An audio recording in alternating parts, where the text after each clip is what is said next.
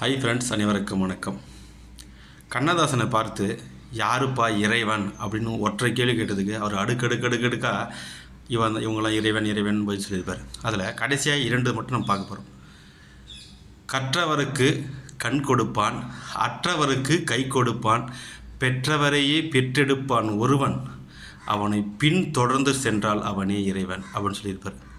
இப்போ ரீசெண்டாக ஒரு அகரம் ஃபவுண்டேஷன் ஒரு நிகழ்ச்சியில் ரொம்ப நெகிழ்ச்சியாக இருந்தது. ஏன்னா பலாயிரக்கணக்கான ஏழை குழந்தைகளை அவங்களோட எதிர்காலத்தையே உருவாயிருக்காங்க.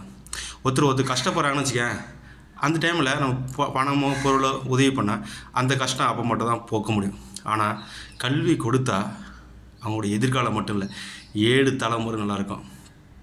யாராச்சும் குழந்தைங்களுக்கு, ஏழை குழந்தைங்களுக்கு இலவசமாக கல்வி சொல்லிட்டு தான் வச்சுக்கேன், அவங்கள பாராட்டினாலும் பரவாயில்ல, தயவு செஞ்சு கெடுக்காதீங்க.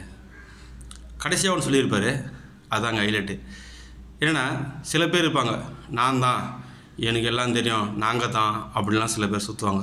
சில பேர் எங்களுக்கு அரசியல்வாதி தெரியும், மிரட்டுற தொழிலே பேசுவாங்க. சில பேர் அவங்க அப்பா தான் நான் ஜட்ஜி மாதிரி, நாங்களாம் உன்னை தூக்கி உள்ளே வச்சிருவேன்னு கூட சில பேர் மிரட்டுவாங்க.